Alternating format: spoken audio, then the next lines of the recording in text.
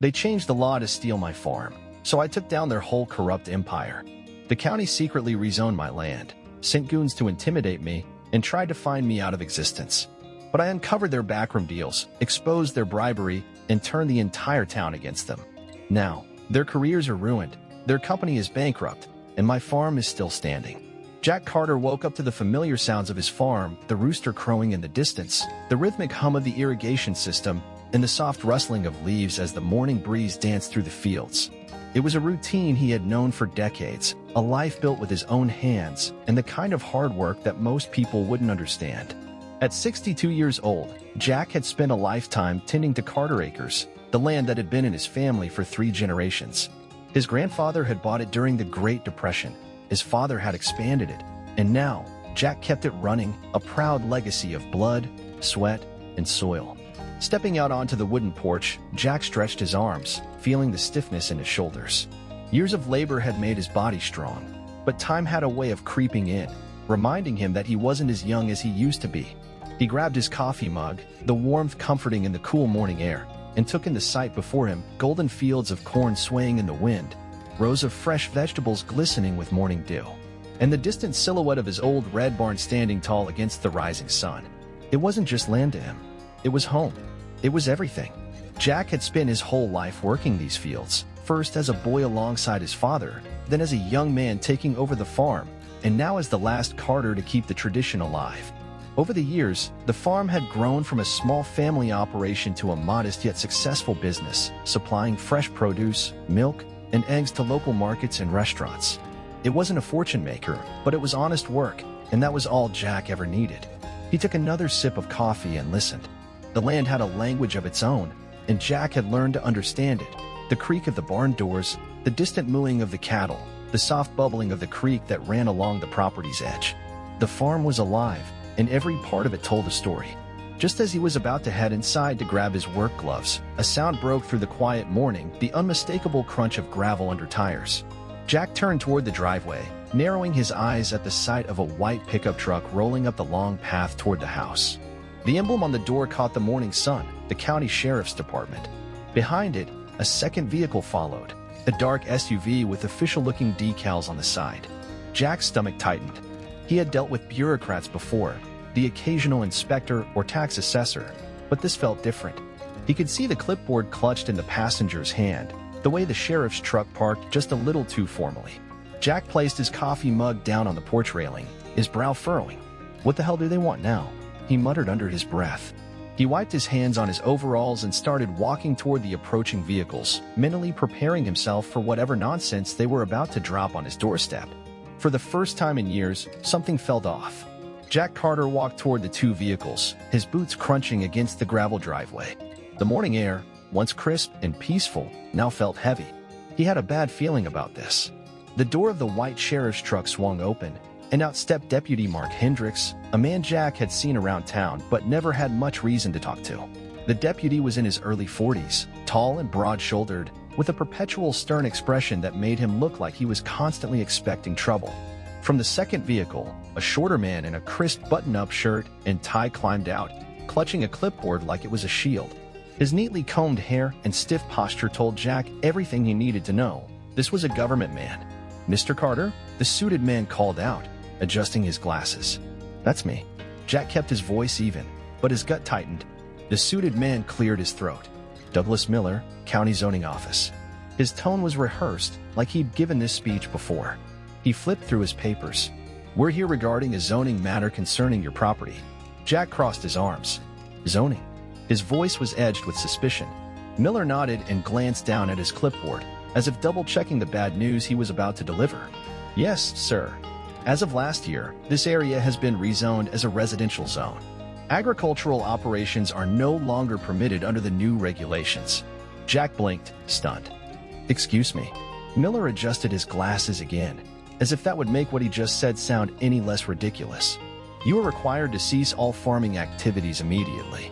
You have 30 days to comply before enforcement actions begin." Jack just stared at him. For the first time in a long time, he was speechless. "You're telling me I can't farm on my own land?" Miller sighed, already expecting resistance. "I understand this may come as a shock, Mr. Carter, but the county updated the zoning map last year. Your property is no longer designated for agricultural use." Jack's fists clenched. And when the hell was I supposed to hear about this? Deputy Hendricks, who had been silent until now, shifted uncomfortably. "Sir, we're just here to deliver the notice." Jack scoffed. "Deliver the notice? A year later? I didn't get so much as a damn letter in the mail. You're telling me that after farming this land my whole life, paying taxes on it as farmland, all of a sudden it's residential and I gotta shut everything down? How the hell does that make sense?" Miller remained calm, but there was something cold in his demeanor. "All the information is outlined in this packet." He held out a thick envelope. "It explains the zoning code, the violations, and the next steps." Jack didn't take it. Instead, he crossed his arms tighter, his jaw set like stone. "And what happens if I don't comply?" The deputy exchanged a glance with Miller before stepping forward. "If you continue farming past the deadline, fines will be issued. If violations persist, the county has the authority to escalate enforcement, which could include legal action and possible seizure of non-compliant property." Jack felt his blood boil. "Seizure?" His voice dropped to a low growl. "You think you can just come onto my land and take what my family built? Over my dead body?" A long silence hung in the air. The cornfields rustled in the wind, the only sound in the heavy stillness. Miller, sensing the tension, placed the envelope on a nearby fence post when Jack refused to take it. "You have 30 days to comply, Mr. Carter. If you have concerns, you're welcome to file an appeal with the county office." Without another word, Miller and the deputy turned and walked back to their vehicles. The doors slammed shut, the engines rumbled to life, and just like that, they were gone, disappearing down the long gravel driveway as if they hadn't just dropped a bomb on Jack's entire life. For a long moment, Jack didn't move. He just stood there, fist clenched, his heart pounding in his chest. Then, finally, he grabbed the envelope off the fence post, tore it open, and scanned the contents. Page after page of legal jargon, zoning maps, violation notices. A maze of bureaucratic nonsense, deliberately confusing, like it was designed to overwhelm and frustrate. But one thing was crystal clear: they were serious about shutting him down. Jack stomped back toward the house, his mind racing. How the hell had this happened? Who had decided his land was no longer farmland? And more importantly, why now? One thing was for damn sure: he wasn't going down without a fight. Jack Carter wasn't the kind of man who took bad news lying down. The moment those county officials pulled out of his driveway, he knew he had two choices: roll over and let them take his land, or start digging until he found the truth. And Jack Carter wasn't the rolling over type. That afternoon, he picked up the phone and called the one person who might have some answers, Martha Dawson, a retired county clerk who had spent 30 years buried in government paperwork before retiring a few years back. If anyone knew how these zoning changes worked, it was her. "Martha, it's Jack Carter," he said as soon as she picked up. "I need to know who the hell decided my land ain't farmland anymore." There was a pause, then a familiar chuckle. "Well, Jack, it's been a while. I take it this isn't a social call." Her voice was warm, but there was a knowing edge to it. Jack didn't waste time explaining. He laid it all out, from the surprise visit to the 30-day deadline to the thinly veiled threat about property seizure. The line went quiet for a moment. Then Martha sighed. "That doesn't sound right at all. If your land was always zoned agricultural, a change like that shouldn't just happen overnight. Not without public hearings, notices, some kind of due process." Jack's stomach tightened. "So why wasn't I told?" "That's what I intend to find out," Martha said. "Jack, you ever hear of Beacon Properties?" He frowned. "Can't say I have." "Well, they've been busy, buying up land all over the county. I've seen their name come up in zoning board meetings more times than I can count." Jack exhaled sharply. There it was, a developer, someone with money and influence, quietly rewriting the rules in their favor. "So you're saying they got their hands on my farm before I even knew it was for sale?" "I'm saying it's a damn possibility. Give me a day or two. Let me dig into the county records. If there's something shady going on, I'll find it." Jack thanked her and hung up, feeling a fire building in his gut. If some suit-wearing developer thought they could push him out of his own land, they were about to learn otherwise. But he knew he needed more than just gut instincts. He needed a lawyer. That evening, he drove into town to meet Emily Foster, a property lawyer he'd heard about from some local farmers who had dealt with land disputes of their own. Her office was small, tucked between a hardware store and a diner, but when he walked inside, he could tell she meant business. Emily was in her late 30s, sharp-eyed, with an energy about her that told Jack she was someone who liked a good fight.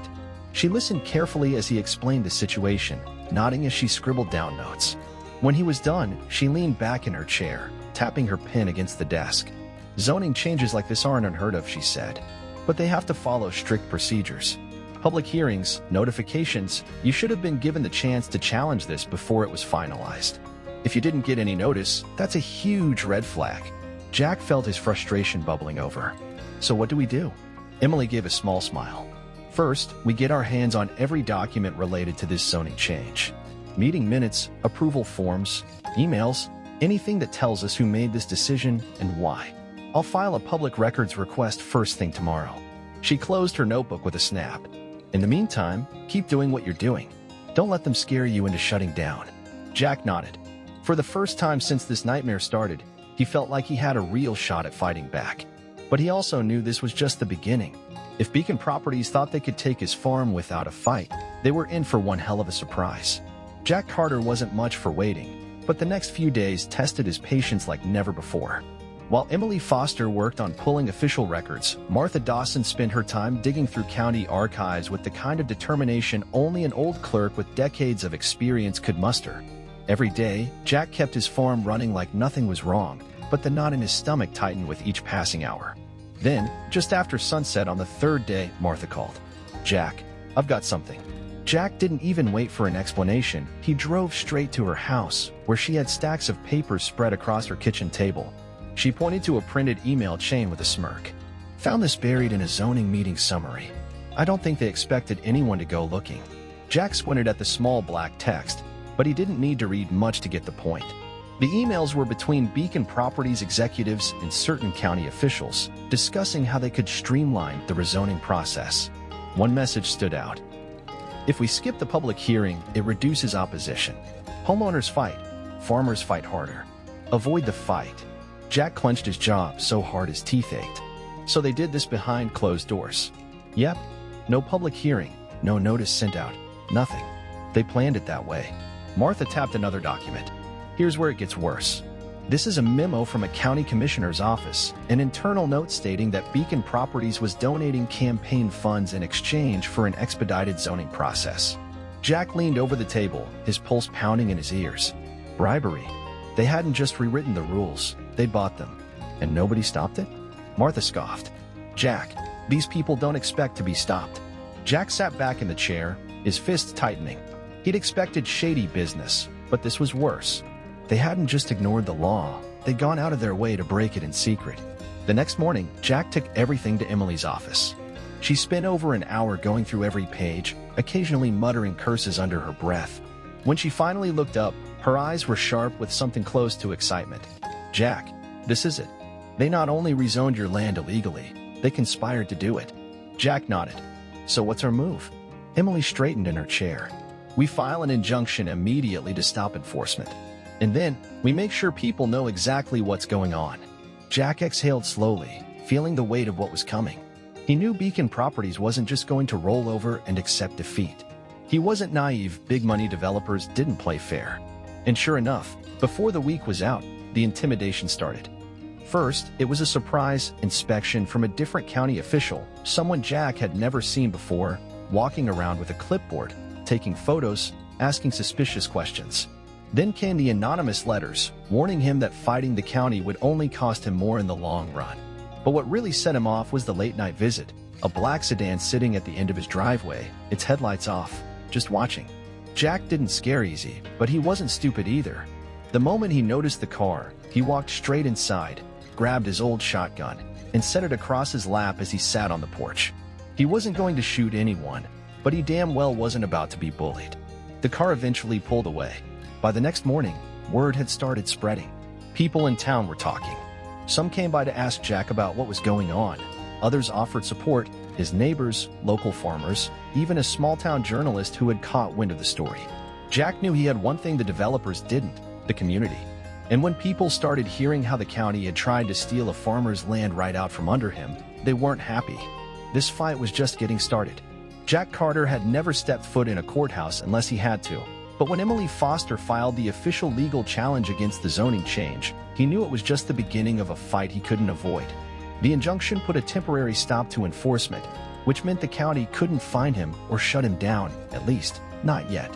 But Jack knew better than to think the people trying to take his farm would just sit back and let the system play fair. Within 2 days, the sheriff's office ramped up its so-called inspections.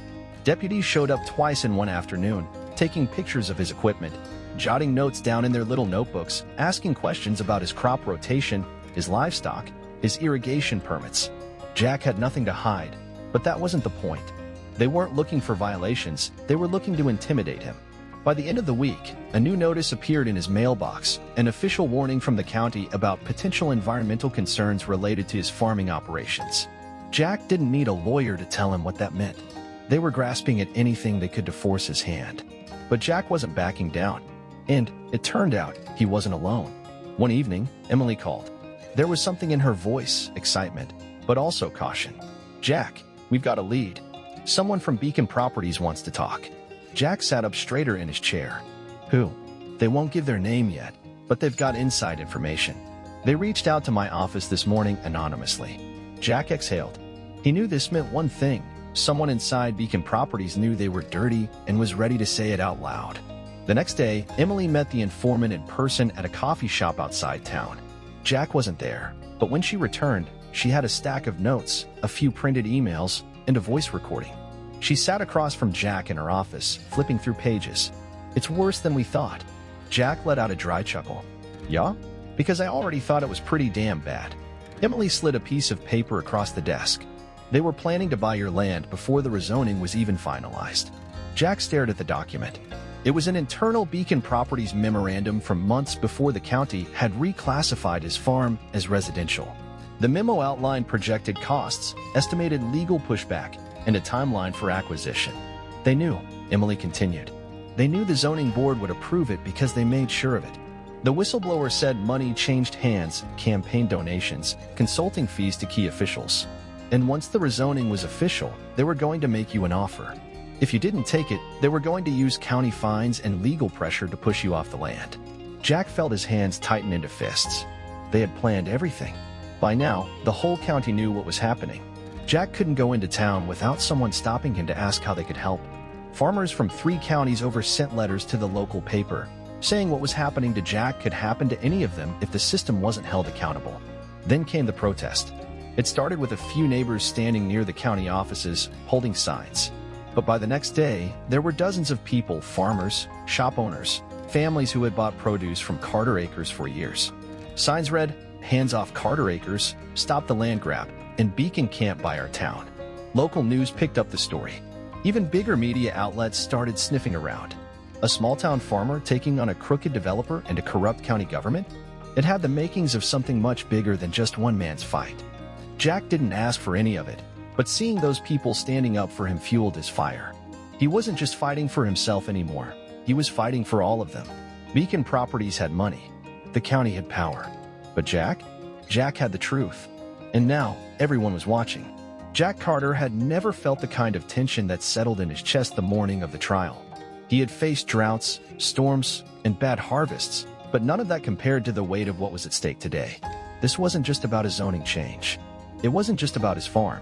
It was about right and wrong, about whether a man could be forced off his own land just because someone with money decided they wanted it. Emily Foster picked him up early, a stack of files and legal documents packed neatly into her briefcase. Jack, dressed in his cleanest button-down shirt and jeans, climbed into the car with a quiet resolve. He didn't trust fancy suits or courtroom politics, but he trusted Emily. When they arrived at the courthouse, the place was buzzing. Reporters with cameras stood outside, waiting for a statement. Jack didn't stop to talk. Instead, he walked straight inside, his eyes scanning the packed courtroom. The public gallery was full, ***, farmers, townspeople, even business owners from neighboring counties ***, all there to watch a fight that had turned into something bigger than anyone expected. On the other side of the courtroom sat Beacon Properties' legal team, 3 men in tailored suits, their expressions unreadable, their leather briefcases lined up like weapons of war. Their lead attorney, Daniel Cross, wore the smirk of a man who had been in too many courtrooms to feel nervous. Jack had seen his type before, ***, slick, polished, used to winning ***. The judge, an older man with a lined face and sharp eyes, took his seat, calling the room to order. Then, it began. Emily started strong, laying out the case with precision. She showed the court the original zoning maps, proving that Carter Acres had been designated agricultural for generations. Then she presented the emails, the ones Martha had uncovered, the ones showing Beacon executives strategizing how to bypass public hearings to avoid resistance. This was not an administrative oversight, Emily said, her voice steady. This was deliberate. Beacon Properties knew that changing the zoning legally would take time. They knew that local farmers and landowners would fight back. So they worked behind closed doors, pressured county officials, and ignored the legal process. Daniel Cross stood and adjusted his tie, his smirk never wavering.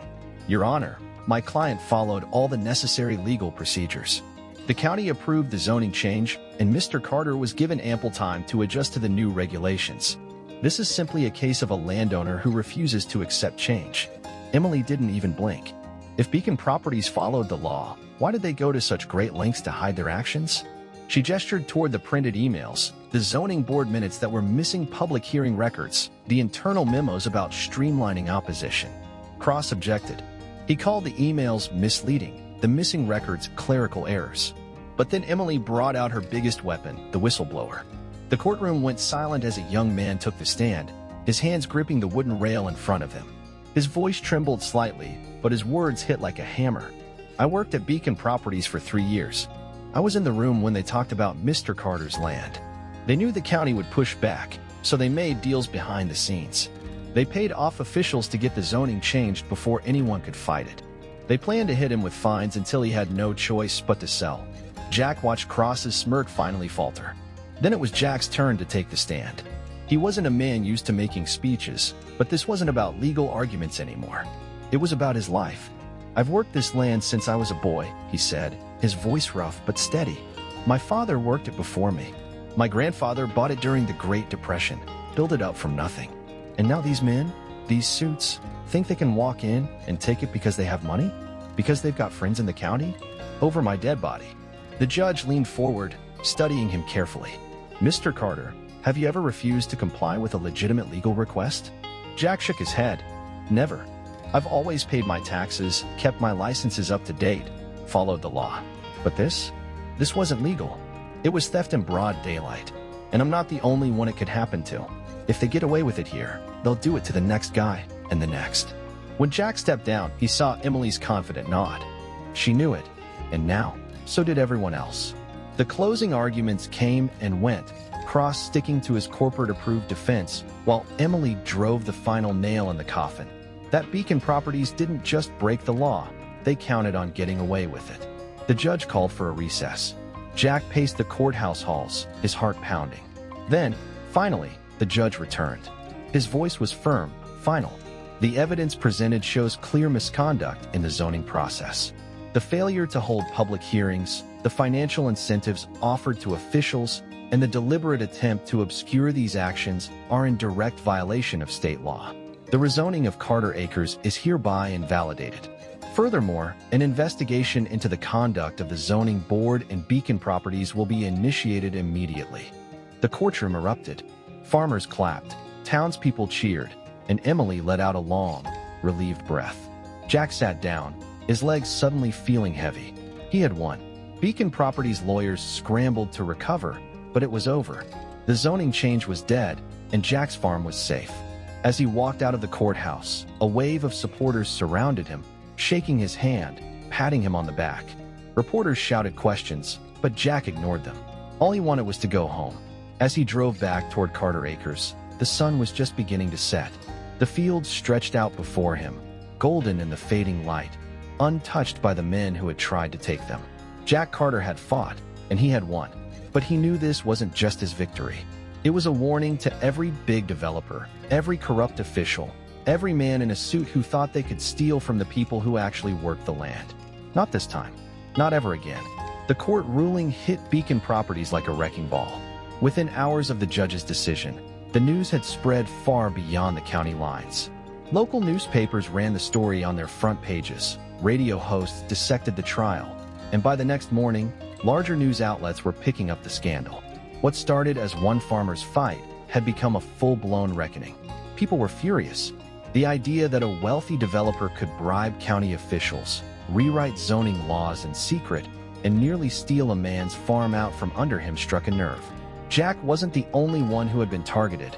Other farmers, homeowners, and small business owners started coming forward with their own stories of shady zoning changes and backdoor deals. The county office, once confident in sweeping their misconduct under the rug, now faced an avalanche of public backlash. Within a week, the county commissioner who oversaw the zoning board resigned, citing personal reasons. Two zoning board members also quietly stepped down, hoping to avoid further scrutiny. But it wasn't just about resignations. State officials launched an official investigation and it didn't take long for the paper trail of bribes, favors, and illegal dealings to come to light. Beacon Properties was in free fall. At first, they tried to shrug off the loss. One failed zoning case wasn't enough to bring down a multi-million-dollar company. But when more landowners started challenging their own zoning changes, when lawsuits began piling up, when investors started pulling out, it became clear that this wasn't just a PR problem. It was survival. Jack Carter, a man who had spent his whole life tending crops, had accidentally become the face of a movement. People he had never met before, farmers from across the state, small business owners, even lawyers, reached out to thank him, to ask how they could fight back in their own communities. The local government had no choice but to act. Under pressure from the public, the county passed new zoning transparency laws, requiring public notifications, open hearings, and community votes before any zoning changes could be approved. No more secret deals. No more rushed approvals. Jack never wanted to be a politician, never wanted to be anyone's symbol. But when a town hall meeting was called to discuss even bigger statewide reforms, he found himself standing in front of hundreds of people, speaking into a microphone. This fight wasn't just mine, he told them. It was all of ours. They thought we wouldn't notice, that we wouldn't care. But they were wrong. And now, it's up to us to make sure this never happens again. The crowd roared in agreement. Jack had won his battle, but the war against corporate greed and corruption was far from over. Still, as he drove home that night, past his untouched fields, past the barn that had stood for generations, he knew one thing for sure. His farm was safe. And no one, no suit, no corporation, no crooked politician, would ever take it from him again. Jack Carter woke up the morning after the trial to the sound of roosters crowing, wind moving through the cornfields, and the familiar hum of irrigation. It was the same as every other morning, yet everything had changed. For the first time in months, he wasn't fighting for his land, he was simply farming it. The weight that had settled in his chest since the county officials first showed up at his doorstep was gone. He had won, but there was still work to do. The legal battle had taken its toll on Carter acres. Fields that should have been planted weeks ago sat empty. Equipment needed maintenance. Livestock needed tending. He had spent so much time defending the farm that he barely had time to run it. That's when his neighbors showed up. The first truck pulled in just after breakfast, old friends, other farmers, people from town, then another, and another. Before Jack knew it, there were dozens of people in his driveway, some holding tools, others ready to work the fields. Someone had even brought a new irrigation hose to replace the one that had burst last month. "You've spent enough time fighting, Jack," his neighbor Hank said, clapping him on the back. "Now let's get this place back in shape." Jack wasn't the kind of man who liked to accept help, but he wasn't stupid enough to turn it down. For the next few weeks, Carter Acres came back to life. With the community's help, he planted late-season crops, fixed the fences, repaired machinery, and restocked supplies. A local seed company donated enough grain to replace what he'd lost during the legal battle. A group of kids from town even painted a new sign for the farm entrance, a gesture that nearly made Jack choke up when he saw it. One morning, as he repaired a fence post at the edge of the property, a familiar black sedan pulled up. Jack set down his tools, ready for another fight, but when the door opened, he saw Emily Foster step out, grinning. "You look like a man who's finally getting some sleep," she said. Jack smirked, wiping sweat off his brow. "Ain't got time for sleep. Too much catching up to do." Emily handed him a manila folder. "Thought you'd want to see this. Beacon Properties is officially collapsing. They lost half their investors after the trial, and the state's investigation found even more shady deals in other counties. Lawsuits are piling up. They won't survive this. Jack took the folder but didn't bother opening it. He didn't need legal documents to tell him what he already knew. They had lost, and he had won. What about the whistleblower? Jack asked. Emily nodded. He's safe. He got a job with a firm that actually follows the law. He wanted me to tell you. He never would have come forward if it wasn't for you. Jack didn't know what to say to that. He wasn't used to being anyone's inspiration. That's what made it even harder when people started asking him to speak at town meetings. Jack wasn't a politician, wasn't someone who wanted the spotlight. But people looked at him like he was proof that the little guy could still win. So, reluctantly, he went. He spoke at community gatherings, helped other landowners fight unfair zoning laws, and made damn sure that Beacon Properties' downfall led to real reform. He didn't do it for recognition. He did it because it needed to be done. Months passed. Seasons changed. Life went on. One evening, Jack stood on his porch, a cup of coffee in hand, watching the sun dip below the fields. The land stretched out before him, golden and untouched, just as it always should have been. He had fought. He had won. And because of that, Carter Acres would still be here for generations to come.